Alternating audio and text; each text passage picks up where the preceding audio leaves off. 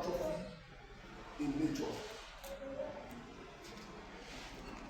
Whether we like it or not, we are going to get yes answer, because there is nobody in this room that will not give, no matter how small it is, either the family, neighbor, or people within your environment. And if you are doing that, you are doing philanthropy. But like Reverend Father said, and Dr. Rita, I think the key major issue is around the structure. Yes, sir. But before I speak about the structure, I want us to also reflect on what the man said during his opening remarks about what happened when Mr. Trump trumped the whole world. And it is a great lesson for us in Africa. I don't know what happened in Asia, I don't know what happened in Europe, but in Africa, especially in Nigeria. When Mr. Trump announced that executive order, in my office, we were 68 working, and 68 people were disengaged under 24 hours, because we are 97% US funded, and they issued stop work order. So I was at the program, and my colleague called me and said, I said, "Yeah, Fatih, how are you?" He said, "Fine." He said, "Look, man, it sounds like I've not checked your mail." I said, "Yes, I've not booked my mail." He said, "Go and check your mail and call me back." And I opened my mail on October the 10th, and I saw letter of disagreement. And I called her back. And I called the HR. I said, "Why would you disengage me for God? Since I've been working, I've never experienced disagreement. If I thought you are going to disengage me, can you go and change the title? Because I can't put this document in my personal file."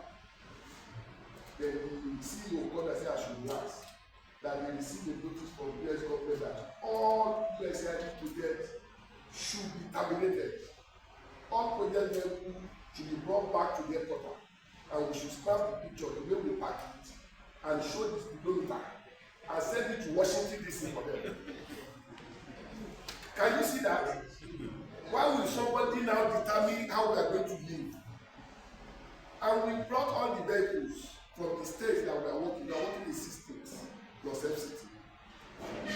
Ask the driver to come immediately to Abuja to come and park the vehicle, and we ask the operation manager to go and stamp them individually and stamp the logbook, stamp the kilometer, and attach it to the report to show them that we are parked the vehicle, and we should not pay $1 from the account. 90 days. 90 days. So people started praying. Those in Africa we like that. People started praying that people that have supplied us, we couldn't pay them. I pity a man that supplied about 100 computers for us. 3-in-1 computer. One is about 1.2 million. So I said we should not remove $1. So we were left with Mercator grant, which is about 3-4% to survive the office. So when they discharged 68 of us, so the following day, the board called meeting and called 11 of us. And they said, we are not project specific. We are now jack of all trades. You will be doing everything. You are not the cleaner, you are not the driver, you are not the program manager, you are not the accountant. Because before that close of work, you can't invite me from Mercator so that I will not answer you. I will only face the US government problem. So what am I saying? It is high time for us to look at the nexus between faith and philanthropy. And to do that, we need to localize it in our various mosques and churches. We are doing it, but we are not doing it in an organized manner. And that is why we felt we are not doing it. I have a brother that retired last year as a teacher. And this year we shared with me that we paid school in the white fee for 150 students. And I asked him, how did you do it? You are a retiree, where did you get money? He said, remember I called you at the point that I'm supporting some people, and you sent somebody to me. I said yes. So I reached out to many of my friends, women and God, and I raised the money. He said he just like doing that, and his plan is every year he will visit it 50-50. That is philanthropic gesture, but it's not coordinated because he's doing it in his name. So we need to localize philanthropy, and we need to look inward. And to look inward means we have to re-engage. And I like what AL-HABIBIYYAH put on this banner. I will read it out.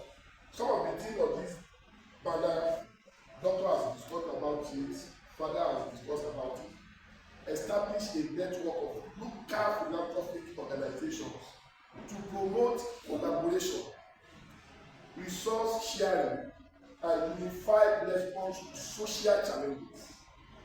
So that bullet point 4 speaks to what I'm going to discuss to support what Dr. Rita has discussed. Collaborate with Islamic and Christian scholars to interpret holy texts. Reverend Father has highlighted different verses.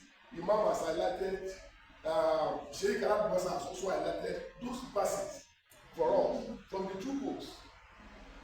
And also to partner with relevant institutions and experts to research faith-based giving platform. And that is where I'm going to. There is need for us as an organization, like Dr. Rita said, an organization can do it alone. Can we start working closely with relevant government agencies, Ministry of Humanitarian Affairs and Poverty Reduction? Can we see philanthropy from perspective of social safety net? Can we see it from perspective of social protection? Because when people say vulnerable group, we are all vulnerable. I don't believe we have selected vulnerable groups. So we are all vulnerable. Vulnerable in the sense that if you are a retiree, your need is different from active service person. So it means you are also vulnerable, but you are not living with disability. You are aged. So I think we are all vulnerable. All of us are vulnerable. The needs may differ. I'm very sure Imam gave me one tea now, which I enjoy. I'm very sure 8 or 15 or 10, Imam will not get such a tea. Because there is tendency the person will not do it. That is vulnerability. Imam has identified gaps in me that Mr. Lukman, take this thing. He also asked Reverend Father, have you heard about someone's soul? Take it. Do you get it? So we are vulnerable.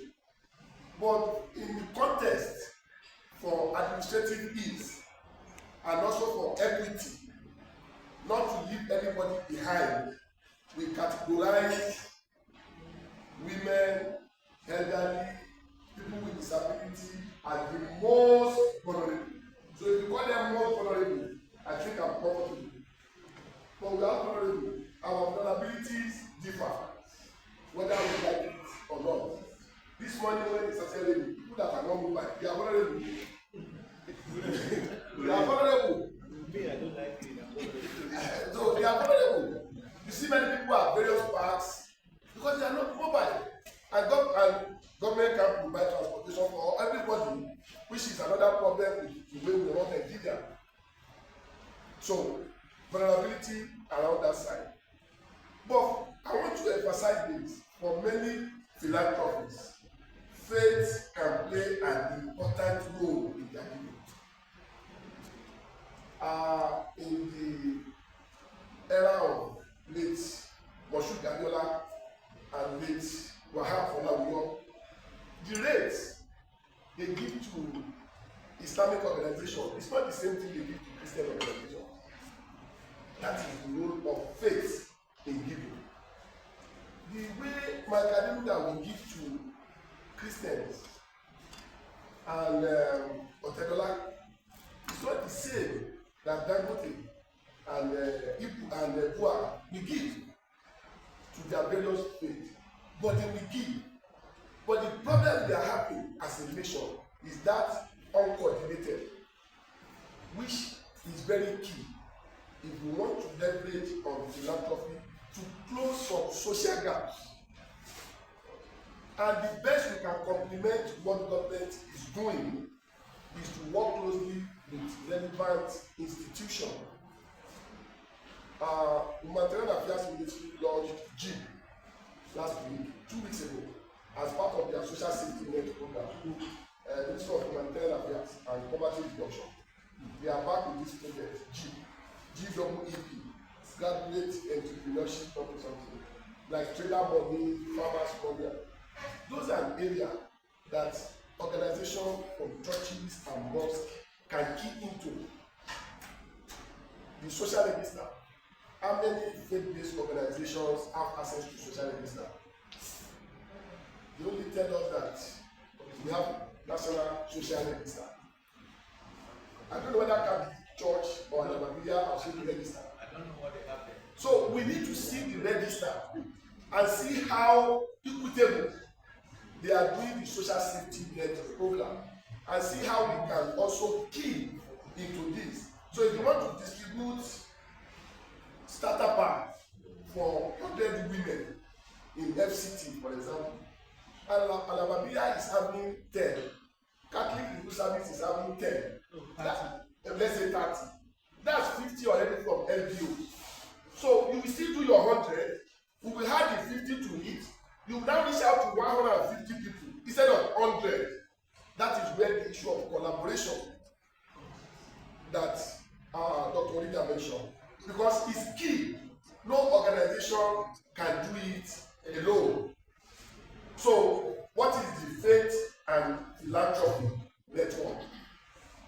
Because now we are building network that is going to be outcome of today's program. So the faith and philanthropy network connects like-minded. I want us to note that one, like-minded. Philanthropy peer motivated by the same faith and values, so that collectively we can drive social impact and innovation and shape the future we want to see. If truly we want to see Nigeria without poverty, we need to work closely and see how to close the gaps through faith and philanthropic concept. And that is why we need to talk with relevant institutions and experts to research faith-based giving platform. The First Lady of Nigeria is going to be 65 this month, and she said anybody that wants to do adverts, buy cake, flowers, or any gift, please don't bring it to me. I've opened a dedicated account at Zenith Bank. Go and pay the money there through the Federal Ministry of Education. There's something that is there in our mind, completion of national library. That is a good gesture. Because if she didn't do that in good time, a week to that birthday or 3 days to that birthday, if you buy any newspaper in Nigeria, 75% of the pages will be greeting to First Lady. The cheapest advert you can get from any newspaper today in Nigeria is about 500,000 naira. Full page, black and white, not colored. Front page is almost 1 million.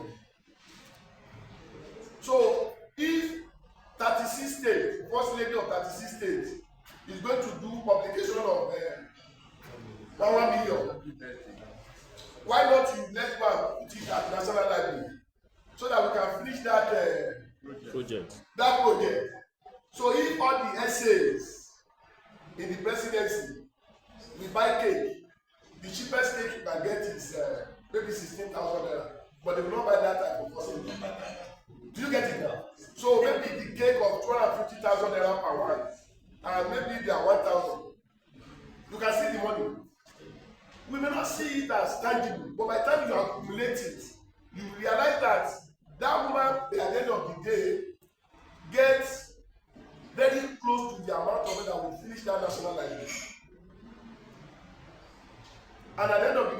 that newspaper to go and sell akara and puff-puff. She may not even see some of the people that pay for those adverts. So I think that is a platform that faith-based organization can also key into and take advantage. Do you know how many organizations that pay advert to greet vice president for his 59th birthday, also greet him for his jubilee? Whereas we can use that money to do tiny things. The current governor of Borno State, when he was commissioner for rehabilitation under the current vice president of Borno State, we took him to Europe for a meeting. And after 2 days, he started complaining to the Assembly man, they are wasting money here. I said, why they are not wasting money? He said, my people are dying. You are putting me in a 5-star hotel. This money that you spend here, I can use it to build several homes. And my people will get water. So that is the kind of thinking we should be having. And I want to narrow it to Islamic organization. What can we do beyond our traditional way of fisabilillah that we are taking across our mosque on Fridays, on Salah, during the Salah days, during the regular 5 days prayer? Can we change our thinking by way of creating social harm, like Dr. emphasized, and say, if any of our members have problems, let's create a joint basket fund that we can first take from. Or can we establish a platform to teach young people on what is trending now, ICT? Now, if JAM says you are not up to a certain age, you can't go to university, and you have somebody that are lucky, finish secondary school at the age of 14, 15, and they need to wait for 17. What will happen that 2 years? And I like what AL-HABIBIYYAH did during the holiday. I saw it on your status. Teenagers workshop. Teenagers workshop to teach young people about computing. Because when you are mobilizing resources, it's not only money. I have an organization that I belong to that what I'm using to support them is system strengthening. Do you have organogram? No. Let's develop one for you. Can we couch your mission and your vision, your objective, your core value? Every month I will come and do capacity building training for your team on resource mobilization for the organization. So if you want to pay me, you know how much you are going to pay me. But now I've sacrificed my time. That is resources. That is worker. That is worker. So look at your board of trustees, as we call them. Don't just put anybody there that going to add value to what we are doing. If you have an accountant on your board of trustees, either as a church or as a mosque, and you need to audit your account for year 2025, you need to go and pay an auditor or a certain accountant to do that for you. You can talk to your board member and say, we want to audit our account. Who are you going to recommend for us? Oh, we can sit in our audit firm. Or no, let me call up my colleague to do it for us. On a good day, you want to audit an account of an NGO today, church or mosque, you can't pay less than 500,000. And if the person has helped you to say, okay, give us 100,000, you have saved 400,000. You can now use that 400,000 to do other things. Do we get it?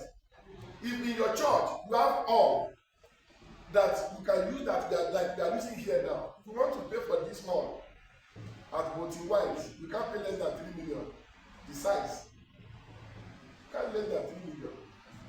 But now, if any mosque or Islamic organization meets Imam and say, "Imam, that's your hall, you want to use it?" Oh, no problem. You can give us 100,000, come and use it per day, just to buy fuel in case there is no light. Or if we have light, we can need to recharge, because we are going to burn this and that. So 100,000 compared to 3 million. So you have saved money. So that is how we should look at how to leverage on resources, skills available. You can't have a banker on your board and you don't have proper accounting policy documents. No, you don't need to call Lukman to come and develop that for you. You should tell that person that from your experience, you want to leverage on this. Or you have somebody that study maybe storekeeping and what have you, and you want to develop your procurement policy. And now that the life we have now, internet has made life easy. You sit down with the person asks questions, make it participatory. So, what I'm saying is, in faith and philanthropy, it is high time that faith-based organization should look inward and see what they can do beyond traditional ways of doing things. And if we can do that, we need to develop a strategy that are both financially impactful and spiritually fulfilling. Those two words are very key. Financial impactful and spiritually fulfilling. That you will not derail from the concept of your faith, whether it is church or it is mosque, because it's very key. And what are you preaching? You are preaching motivation for giving. People are giving, but they are not giving in a structured way. So that is why we can't account what faith-based organizations are contributing to the GDP of our country. Do you know how many people AL-HABIBIYYAH has supported? Other churches have supported. They just roll out some figures for us from Catholic Relief Services. So it means we need to be more coordinated, and if we are more coordinated, we are going to complement what government is doing in terms of poverty reduction. We can't eradicate poverty, but we can reduce poverty through various things. So that is what I want us to look at and see how, after today's meeting, as last part, what can I do? As Catholic Women Organization, what other things we are doing we can strengthen? What other things we can improve on? If we have not established a foundation, can we start thinking of foundation? People do charity on behalf of their late parents. It is part of what we are saying, but they are not doing it in a structured way that the Nigerian government can hand it to what they are doing. And in conclusion, are there nexus between corporate social responsibility and philanthropy? The answer is yes. But nobody in this country bothered to follow up with the provision of the law, how government is utilizing CSR provision in our law. So it is high time we should take that advantage to relate faith and philanthropy with corporate social responsibility by way of linking with private sector, because one organization can't do it alone. So, and Imam told us about MacArthur Foundation, Ford Foundation, and other foundations. Open Society League for West Africa.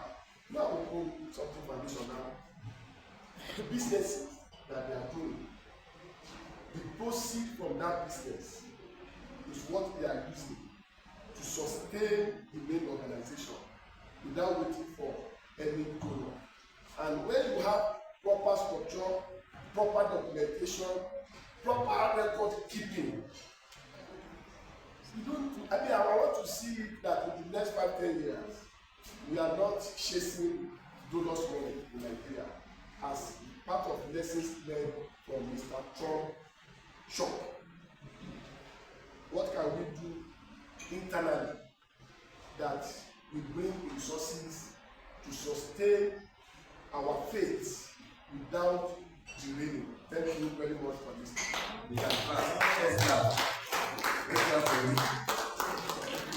Thank you very much, sir. We need each other. I think one unique thing about this conversation is that we are all on the same page, and from all the presentation we had here, we are all talking about collaboration, and that it is important, it is high time we leverage on our strength as faith-based organization.